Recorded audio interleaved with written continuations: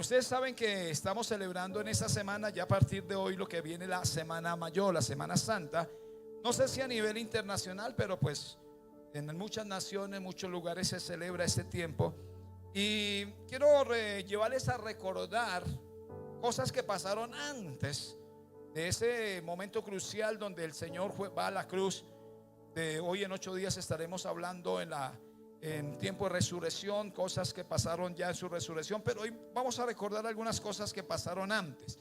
¿Qué pasó antes de la crucifixión? Lucas capítulo 22, de ahí en adelante narra sucesos que trascendieron en la vida del Señor Jesús, pero también en sus discípulos y para nosotros hoy. Lo primero que encontramos, Lucas 22, del 7 al 13, ocurre la celebración de la Pascua. El Señor se reúne con sus discípulos y les dice: hoy vamos a celebrar la Pascua. Y la Pascua judía o Pesach en hebreo, recuerde que es una celebración que conmemora la salida de los israelitas de Egipto. Y es una de las festividades más importantes del pueblo judío. Aún todavía ellos celebran esto a ese tiempo. Entonces el Señor le dice a sus discípulos ahí en Lucas, antes de estar próximo a ir ya a la cruz, le dice: vamos a celebrar la Pascua.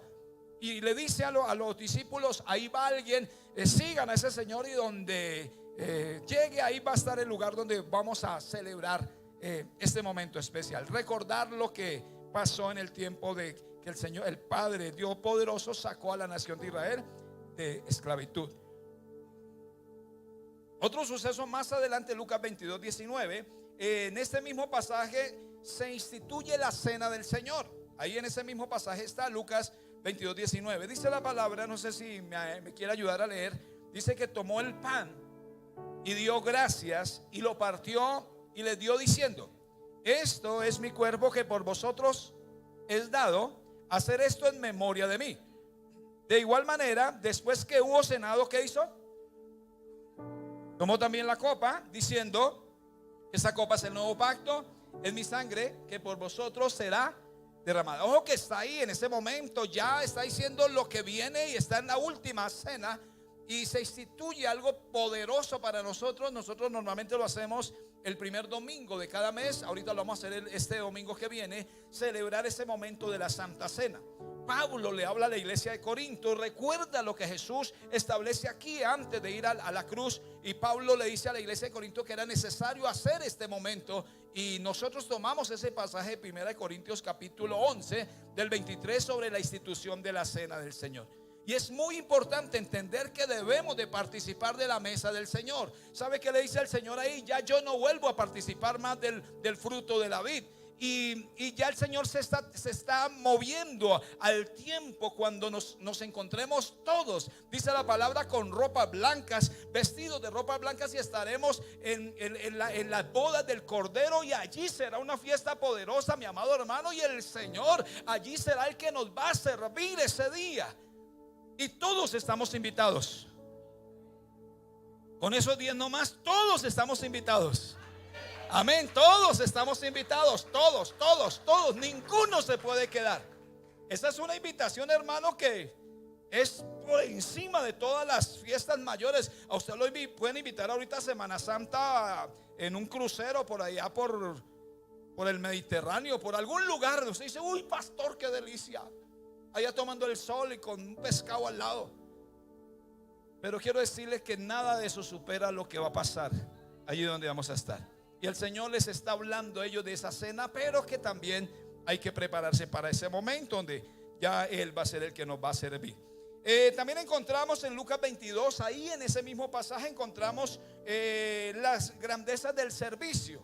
Hay una pelea entre los discípulos preguntando quién iba a ser el mayor. Ese corazón de nosotros de quizás como de querer grandeza. Y el Señor los arregla diciéndole que el que quiere ser mayor tiene que empezar lavándole los pies a los. El que quiere ser más grande tiene que empezar por abajo. Y Él les dice, en este pasaje dice en el versículo 26, capítulo 2, 25, dice: pero les dijo esto: los reyes de las naciones se enseñorean de ella, y los que sobre ella tienen autoridad son llamados bienhechores, mas no así vosotros, sino sea el mayor entre vosotros como el más joven, y el que dirige como el que sirve. La palabra de Dios dice que el Hijo del Hombre vino a servir o a ser servido. ¿Qué dicen ustedes? ¿Vino a servir o a ser servido?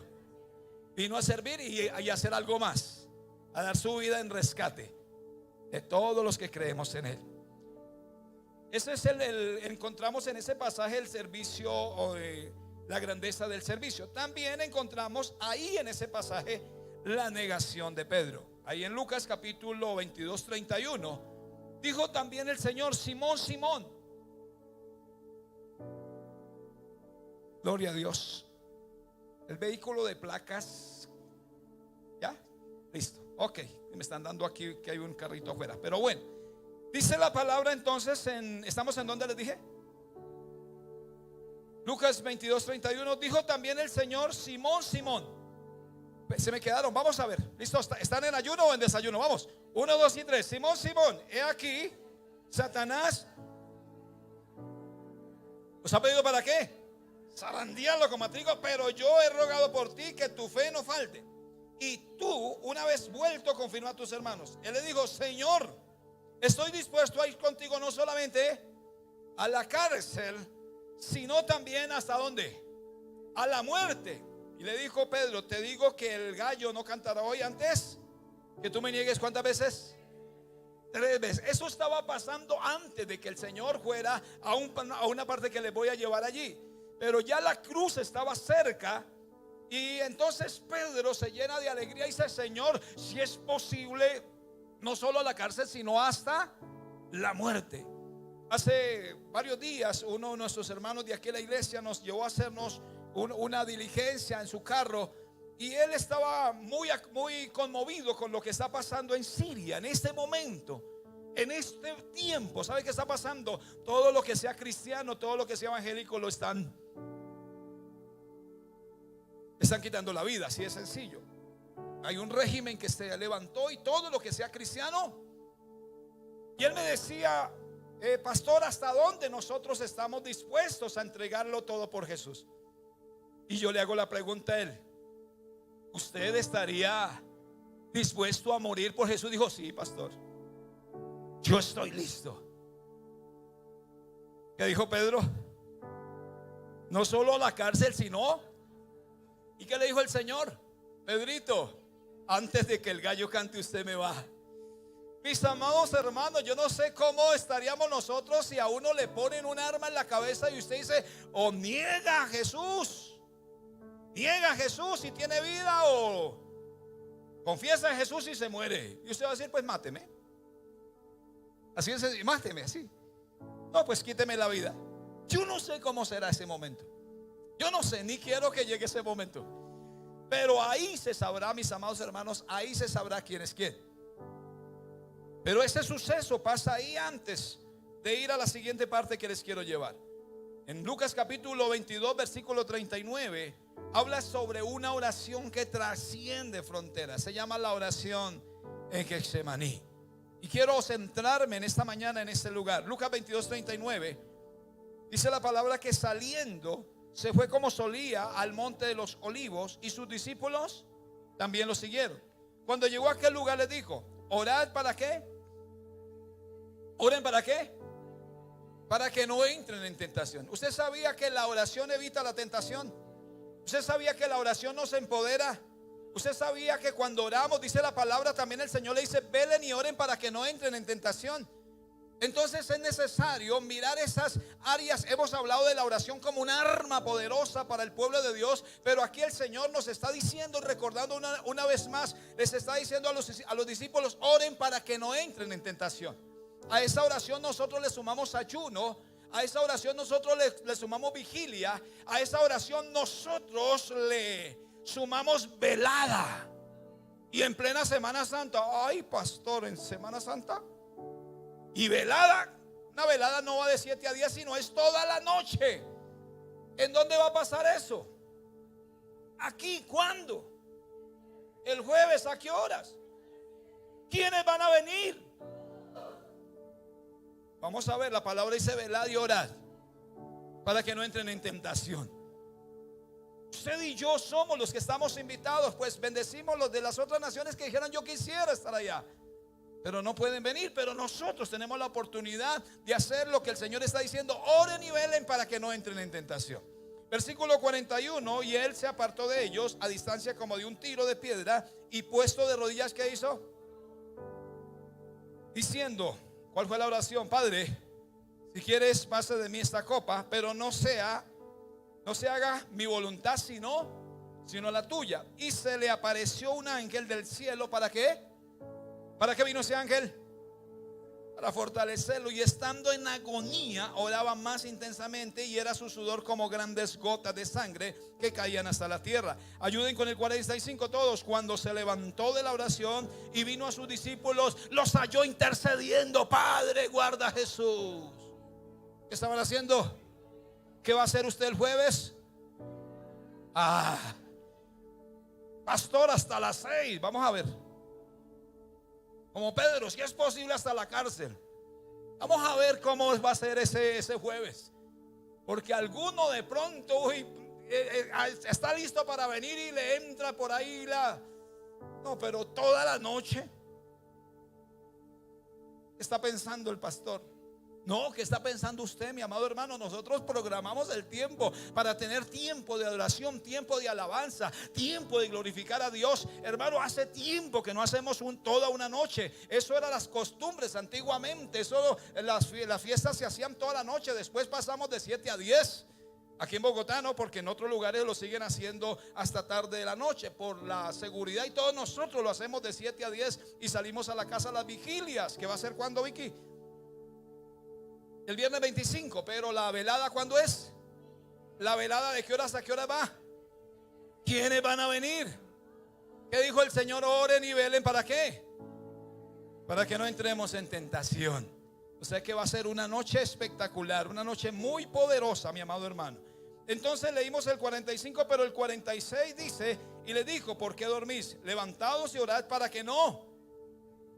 Mateo capítulo 26 habla también de esa parte, y Mateo dice que en 2 ocasiones Jesús va y ora, y las 2 veces que va y viene los encuentra durmiendo.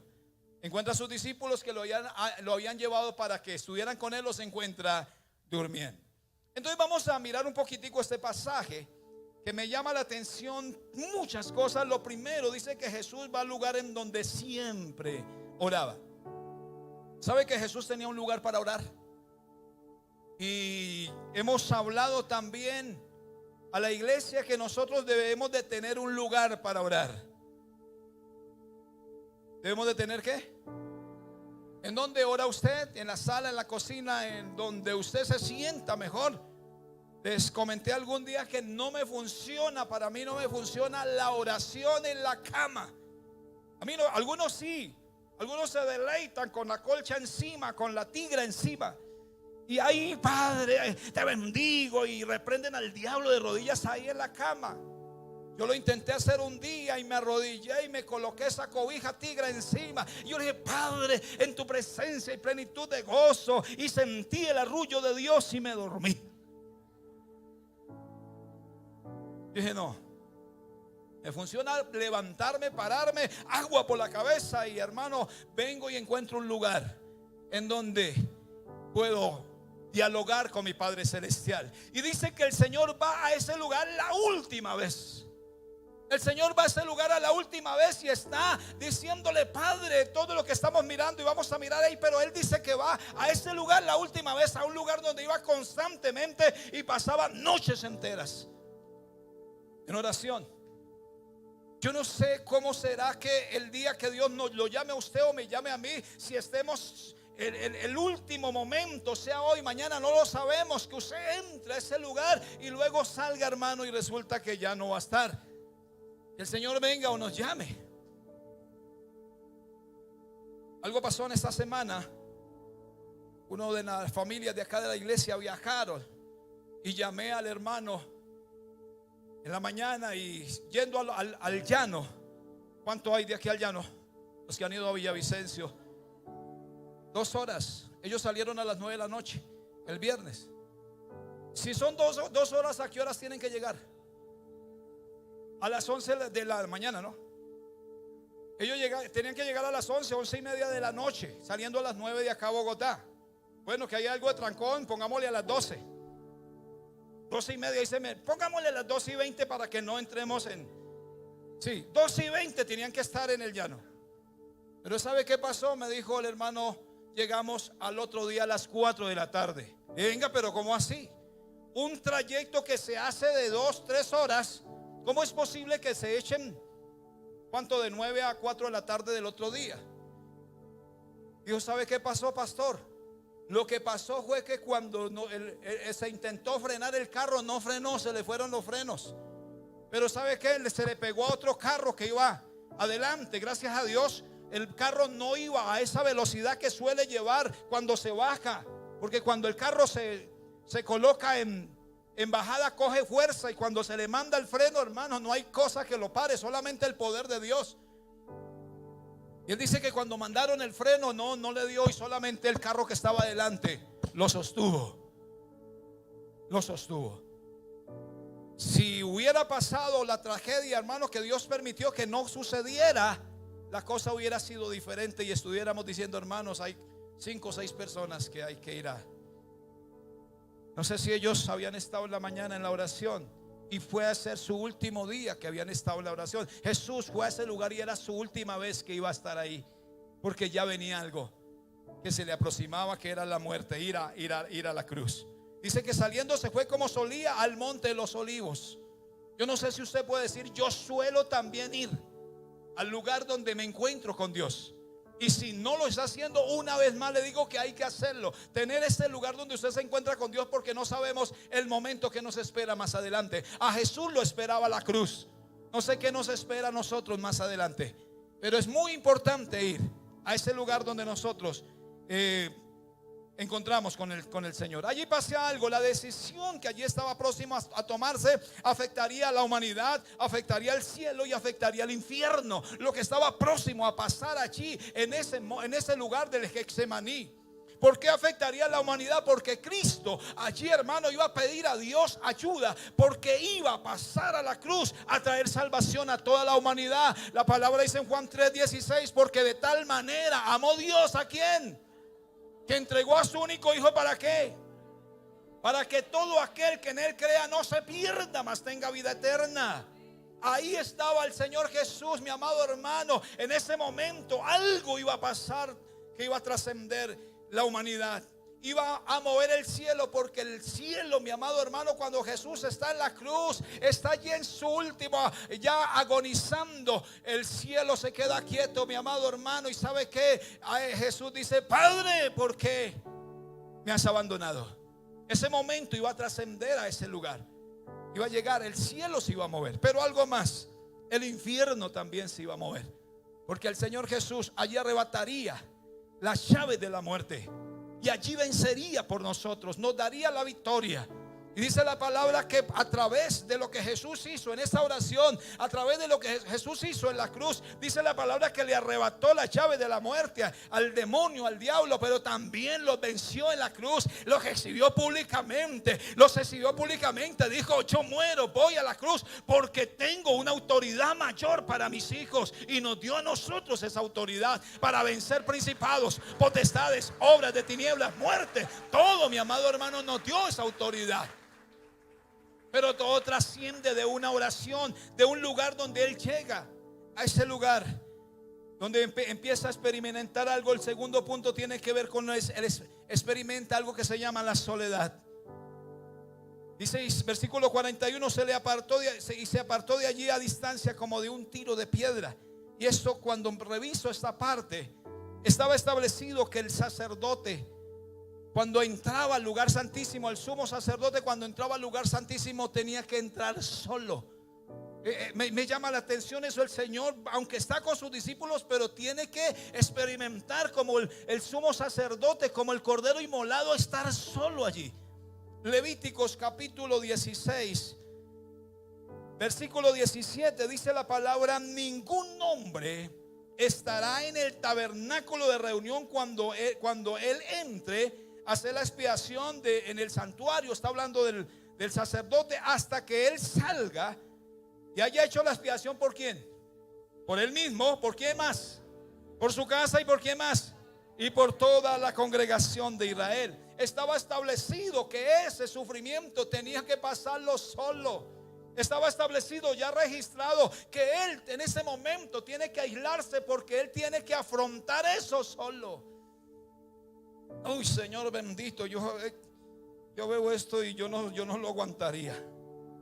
¿Existirán algunos momentos en la vida que nosotros estemos solos?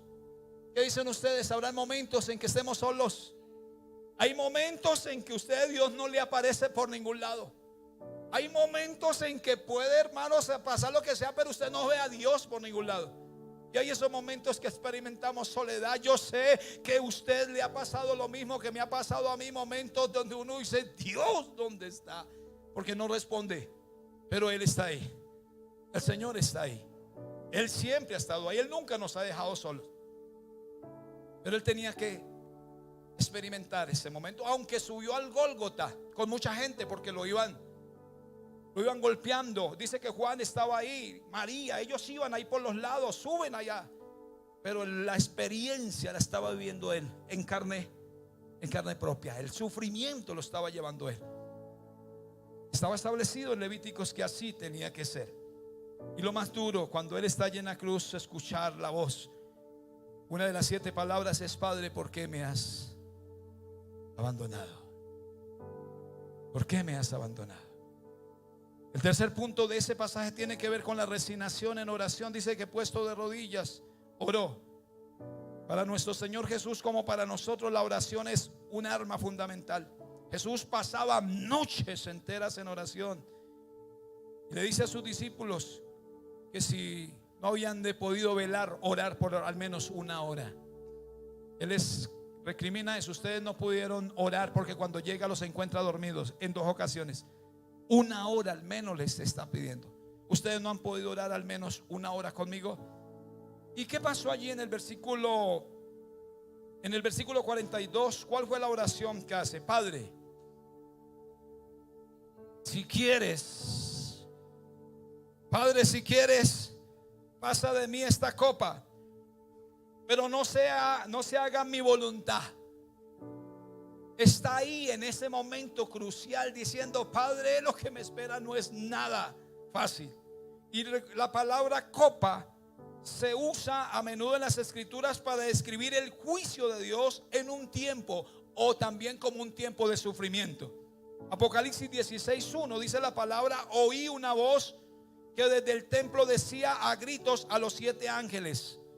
Apocalipsis 16 dice: vayan y derramen sobre la tierra las 7 copas del furor de Dios.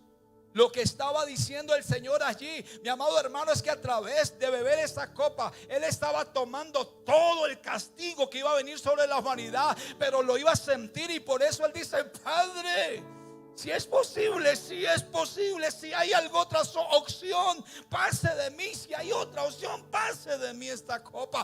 Pásela, Señor. Yo quisiera no recibir ese castigo de la ira por la humanidad, pero si no hay otra opción, Señor, hágase tu voluntad y no lo que yo quiera. Creo que para nosotros es mejor hacer nuestra voluntad y no hacer la voluntad del Padre. Y muchas veces nos encontramos en encrucijadas en donde Dios nos dice: yo quiero que haga mi voluntad, que es buena, agradable, pero nosotros queremos hacer lo que nosotros nos parece y creemos que está bien. Y el Señor quiere lo mejor para nosotros, pero nos cuesta. Pero el Señor, aunque sabía que el peso de la ira del pecado iba a venir sobre Él, siendo justo. Mira, aquí encuentro algo más. La palabra copa se usa se usa a menudo en las escrituras para describir juicio. Pero también esta copa el Señor la bebió por amor y gracia a nosotros y toda la humanidad, demostrando toda su decisión de morir por el peso del pecado de cada uno de nosotros. El Señor Jesús estaba dispuesto a acatar la voluntad del Padre. Él estaba listo para decir: Señor, no sea. Y ahí vamos mirando todo lo que se va desenvolviendo. Lo cuarto que encontramos Es el socorro que viene de Dios. Versículo 43, ¿qué dice la palabra? Y se le apareció un ángel del cielo. ¿Para qué? Ahí no dice si fue Gabriel, si fue Miguel. Lo único que dice es que vino un ángel. Qué honor más grande para ese ángel tener que venir. El padre le dice: vaya, porque mi hijo te necesita. Vaya, y él viene, el ángel, y lo fortalece. Qué honor más grande para ese ángel venir y levantar al creador de la vida y en ese momento brindarle ayuda.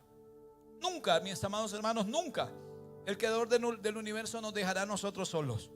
Al Señor Jesús, porque tenía que cumplirse la palabra, y cuando el Señor lleva todo ese peso de pecado, el Padre, hermano, no alcanza a soportar y debe de dejarlo en ese momento. Y por eso Jesús exclama y dice: Padre, ¿por qué usted me has abandonado? Pero para nosotros tenemos la garantía que el Señor dice que estaría con nosotros todos los días. El Señor estaría con nosotros todos los días.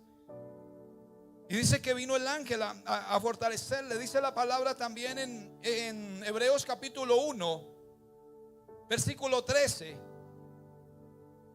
¿Están ahí?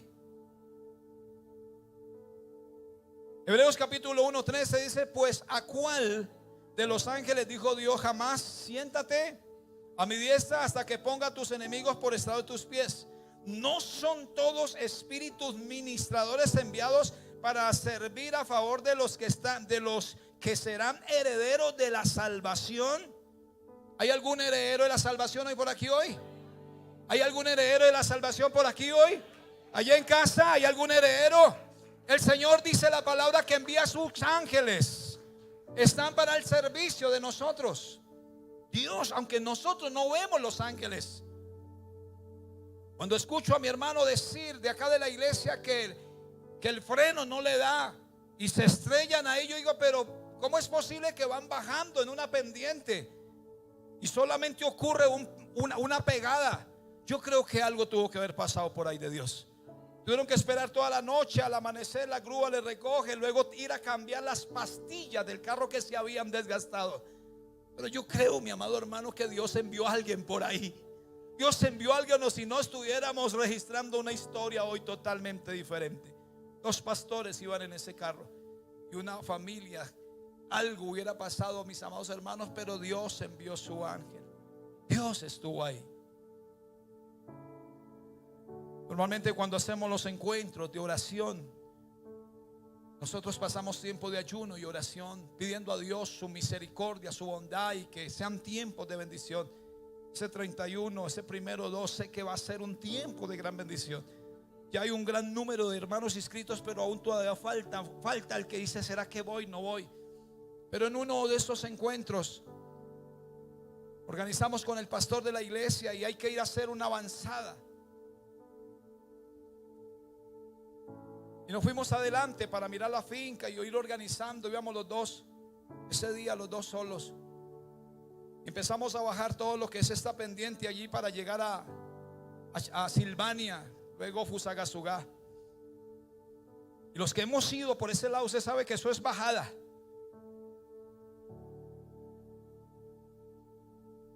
Y el carro corrió todo lo que pudo correr ese día, lo normal. Pero apenas aterrizamos, llegamos a Silvania, ahí había un puente, o hay un puente, solo que lo están modernizando, o lo modernizaron. Cuando el carro llegó a ese plan y pierde algo de velocidad, se soltaron, yo sentí como si hubiéramos soltado unas 20, 30 varillas al piso. Eso chirrió. Y cuando el pastor va a frenar, me dice: estamos sin frenos. Pero ya estábamos sobre el puente a una velocidad. Y él empezó a maniobrar hasta el punto de que lo llegó a orillar ahí sobre. En ese entonces habían las comidas, ahora ya eso cambió. Y pudimos, bueno, el carro llegó hasta cierto lugar y ahí se detuvo. Nos quedamos sin frenos, dijo el pastor. Cuando miramos ahí al lado decía: se arreglan frenos. Se vara, pero nos deja ahí, se arreglan frenos. Pero yo sé que algo pasó ese día. Yo sé que algo pasó con los pastores ayer, antier, que iban al llano, pero yo sé que algo pasó. Algo sucedió en ese día. Dice la palabra que el ángel de Jehová acampa alrededor de los que le temen y los... Aunque usted piense que está solo, hermano, nunca está solo. Dios envía a sus ángeles. Dios envía ayuda de todo lugar. Dios estará siempre con nosotros. Al Señor Jesús le tocó experimentar ese momento, pero dice que vino un ángel de Dios y lo sostuvo. Vino un ángel de Dios en el momento y lo sostuvo. ¿Será bueno el Señor? El Padre ve la necesidad del Hijo y envía el ángel para que le sostenga. ¿Se acuerdan de Elías? ¿Qué dijo Elías? Quiero morirme. ¿Y qué hizo Dios? Envió su ángel. Y dice que le dio agua y le dio torta. Agua y torta para que se sosteniera. Yo bendigo el nombre del Señor por esto. Lo que miramos más adelante también como punto número 5 es el sufrimiento en agonía. Versículo 44 dice la palabra que estando en agonía oraba. ¿Cómo era la oración del Señor? Más intensamente, y era su sudor como grandes gotas de sangre que caían hasta la tierra. Ese pasaje nos habla de un corazón tierno y sensible, aplastado por el peso de nuestros pecados, cobijado por su amor incondicional para la humanidad. Solamente alguien que ame en esa intencionalidad puede hacer eso, de soportar, mi amado hermano, el peso de toda la ira de Dios y estar ahí diciendo: Padre, aunque yo quisiera que no fuera así, pero voy a hacer tu voluntad. El peso del pecado, dice que el sudor era como gotas de sangre que salían. Revise un poquitico la escena, métase un poquitico al Getsemaní. Ese sufrimiento desde su interior, nada menos que por la humanidad. Tenía que soportarlo por la humanidad, y entre esa humanidad pues lo está incluyendo a usted y me está incluyendo a mí. Oh Señor bendito, preparándose para lo que venía. Pablo escribe a la iglesia de Corinto en capítulo 5, versículo 21. Voy a leerlo en la PDT. Esa es la Biblia que hemos estado donando ahorita. Dice en esta traducción PDT, dice: aunque Cristo no tenía ningún pecado. Escuchen acá, aunque Cristo no tenía, Él no tenía que ir allá porque Él era santo. Él no tenía que ir allá. Pero escucha acá lo que dice Pablo. Dios lo hizo cargar con los nuestros para que por medio de Él fuéramos la evidencia de que Dios está dispuesto a dar su aprobación a los seres humanos. Aunque Él no tenía pecado, Él no necesitaba, pero dice que por amor a nosotros Él lo hace. Esa parte dice: aunque Cristo no tenía ningún pecado, Dios lo hizo cargar con todos nuestros pecados, con los nuestros, para que por medio de Él fuéramos la evidencia de que Dios está dispuesto a dar su aprobación a los seres humanos a través del sacrificio de la cruz. No había otra manera. Hebreos 5:7 en esta traducción también dice: cuando Cristo vivió en la tierra, oró a Dios y le pidió ayuda, porque Él era el único que lo podía salvar de la muerte. Jesús oró llorando y suplicando a gritos, y Dios respondió a sus oraciones, porque Jesús era humilde y hacía todo lo que agradaba a Dios. A pesar de ser su hijo, aprendió a obedecer por medio de todo lo que sufrió. Fue obediente hasta muerte, hasta la muerte de la cruz. Él fue obediente hasta la muerte y muerte de cruz. Estamos mirando esta oración. Estamos mirando que ya se acerca. Y como punto número 6, para ir concluyendo, habla sobre la cruel traición. ¿Quién lo traicionó? ¿Solo Judas? Pedro, que dijo: hasta la muerte. Y después, cuando dijeron: usted habla igual a los hebreos, usted habla igualito, dijo: y usted andaba con ellos. Dijo: ese ni siquiera lo conozco. Y sabe que dice también la palabra que maldijo. Se acordó que en la pesca por ahí soltaba sus groserías, y ese día maldijo. Y solo fue cuando ya la tercera vez que niega, escucha un gallo que canta por allá. No, ese estaba más afónico. El gallo cantó. Y cuando el gallo canta, él se recuerda. Dice: el Señor me dijo que lo iba a negar. ¿Qué hizo Tomás? Tomás era el discípulo que hasta que no meta el dedo en la llaga era incrédulo. Tomás. y Judas. Dice la palabra, Lucas 22:47, hablando de la cruel traición. Mientras él aún hablaba, se presenta una turba, y el que se llamaba Judas, uno de los 12, iba al frente de ellos y se acercó a Jesús. ¿Para qué? ¿Para qué se acercó? Y mire lo que le dice el Señor. Entonces Jesús le dijo: Judas, ¿con un beso entregas al Hijo del Hombre? ¿Ustedes no creen que cuando Jesús le habla a Judas, su discípulo, que le había acabado de lavar los pies, porque él le había lavado los pies, dice que los amó hasta el final? Y cuando él le dice: Judas, con un beso entregas a tu maestro, ¿usted no cree que se le estremecieron las entrañas a Judas?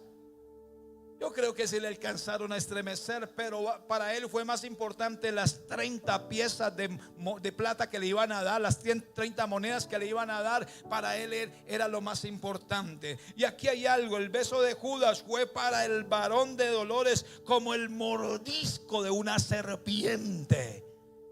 ¿Alguno lo ha mordido la serpiente alguna vez? ¿O solo las de Codensa y solo las culebras que lo asustan a uno? Uy, esa culebra. Pero hermano, la picadura de serpiente, hay unas que son tan rápidas que pueden matar en segundos a una persona. Y si no se lleva rápido al médico, esa persona puede morir. Si no se le suministra el medicamento, esa persona puede morir. Y Judas hace, hermano, esa traición como el mordisco de la serpiente, y lo va y lo besa. Y el Señor le dice: Judas, con un beso estás entregando al maestro. Esa es la cruel traición que soportó el Señor. ¿Cuántos aquí somos hijos de Dios? Pero también cuando nosotros le negamos, al igual que Judas le estamos vendiendo y traicionando. O cuando contristamos al Espíritu Santo. Ese pasaje de la oración que el Señor hace es de mucha trascendencia, porque es allí donde Él determina la cruz. El paso siguiente era tomar la cruz. Y aquí concluimos con lo siguiente: la responsabilidad de nosotros, ¿cuál viene siendo? Primero, valorar el sacrificio de la cruz. ¿Qué tenemos que hacer?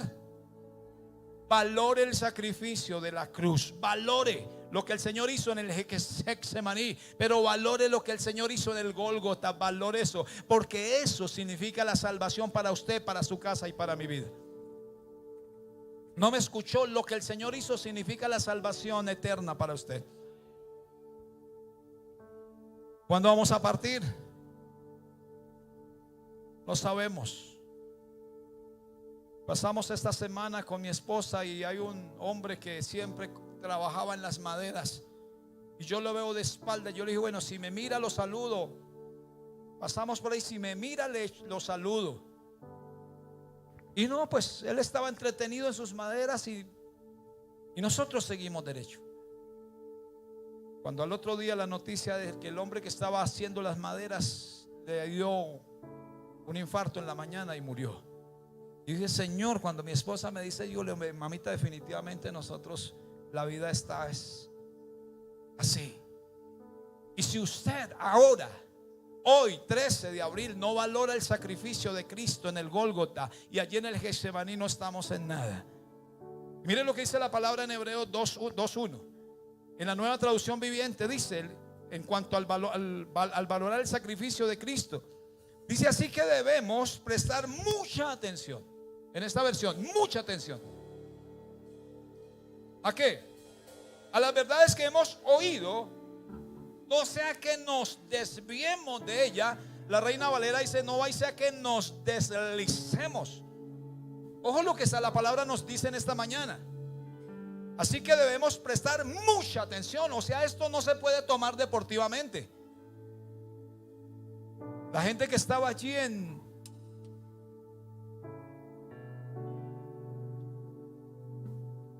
esa semana, varios en la fiesta, y de un momento se cae el techo, ellos no sabían. Ese día tenían que pasar a dar cuentas con el maestro.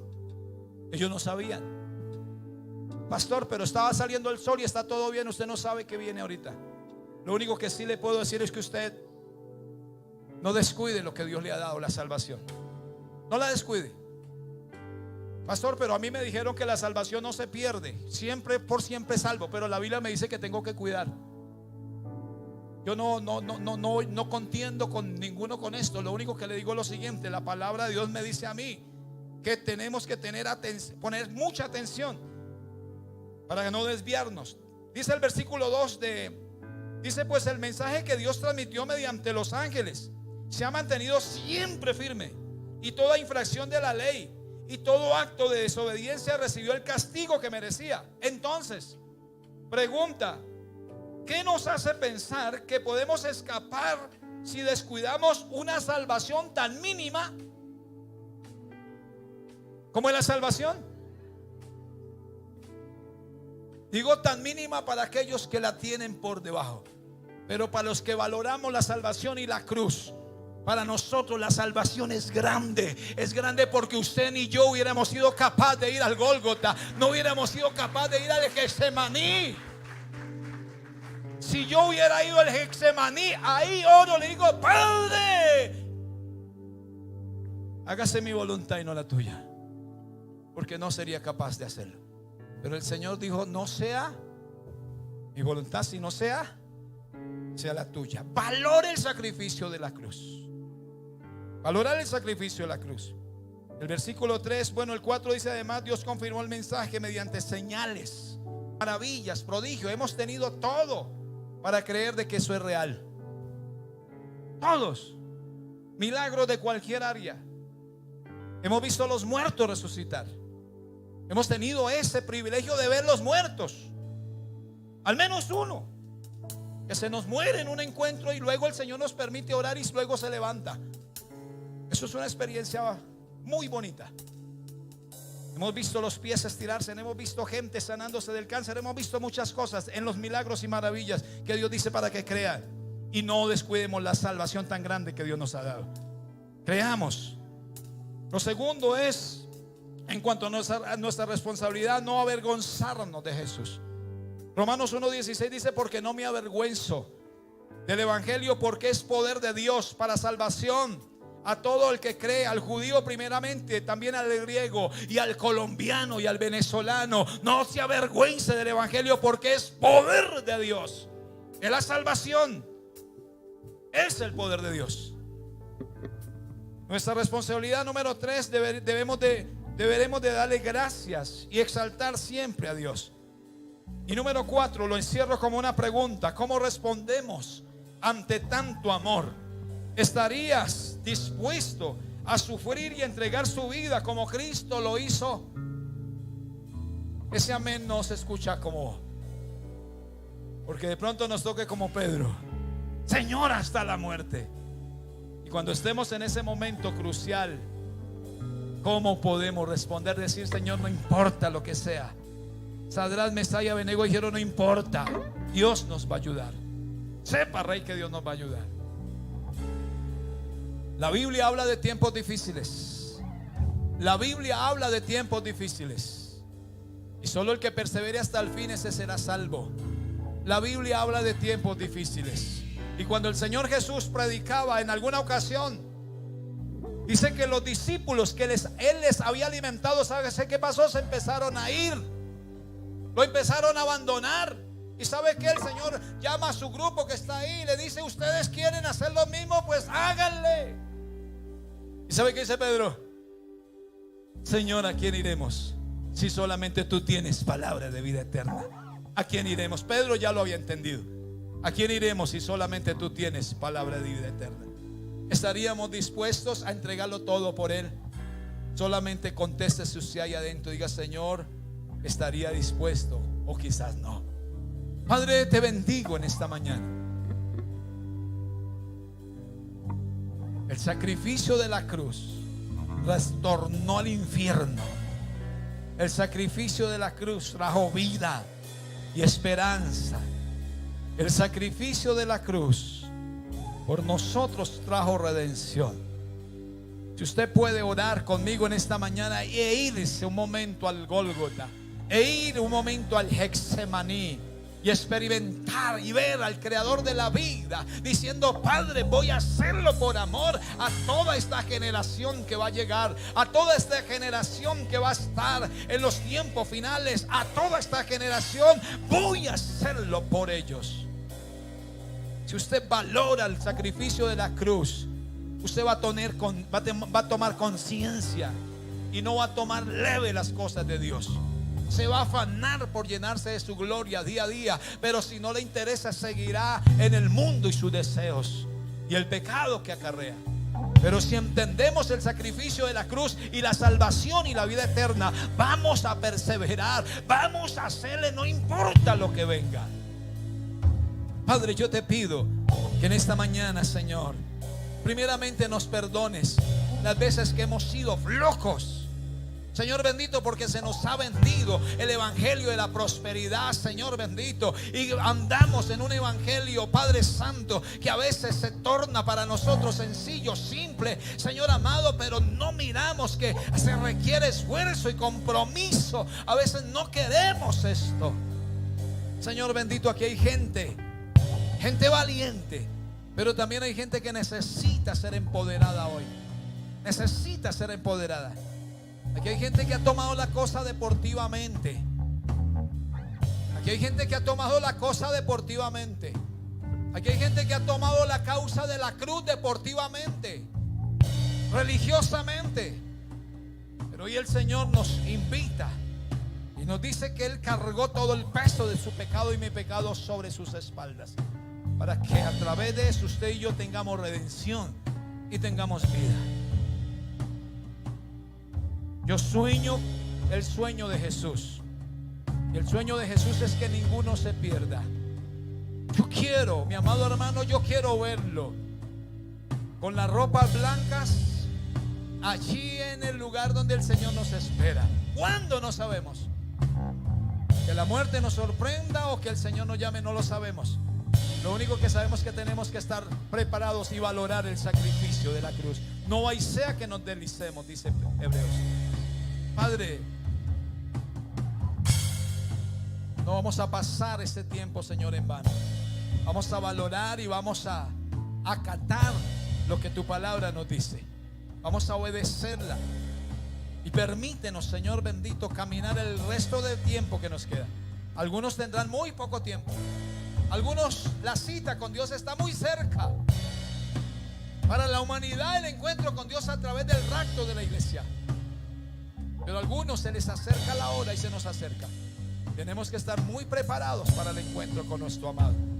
Padre, yo te doy gracias en esta mañana. Te pido perdón por las veces que hemos tomado deportivamente la cruz y hemos pisoteado la sangre del Cordero. Perdónanos, Señor. Perdónanos. Pero también te quiero pedir, Señor, que nos ayudes a valorar la cruz y a vivir, Señor bendito, bajo el caminar tuyo siempre. Bendigo los niños, los jóvenes, la iglesia, y ayúdanos a ser perseverantes. Adoramos a Jesús, adoramos en esta mañana.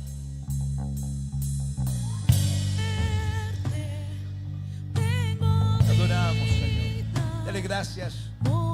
Nadie más lo podía hacer. Nadie más lo podía hacer. Nadie más lo podía hacer. Nadie más lo podía hacer. Mi libertador. Gracias, Señor, gracias. Venciste en esta cruz. Gracias, Señor, gracias. Venciste por nosotros. Mi victoria está en ti. Dele gracias por su victoria. Dele gracias, dele gracias, dele gracias. Dele gracias. Él es nuestro Salvador. Él es nuestro Salvador. Eres mi redentor. Gracias, Señor, gracias. Pagaste tú por mí. Gracias, Señor, gracias. Seguro estoy en ti.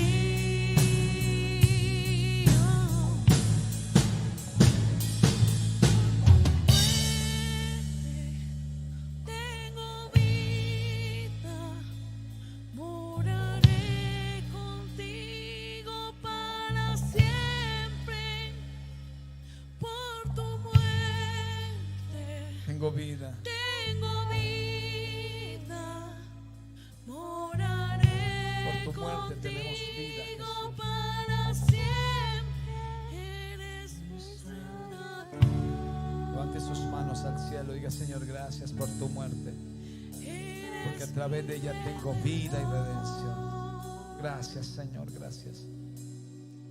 Bendecimos a toda la gente que está allí en YouTube y Facebook. Los bendecimos. Dios los guarde a ellos. Dios los guarde a todos. Los bendecimos. Llénanos de tu gloria siempre, Señor. Gracias. Y los que estamos aquí decimos, dilo de tu corazón. Dile, Señor, tú eres mi sanador. Eres mi redentor, Señor. Gracias, Señor. Pagaste tú Gracias, por Señor. mí.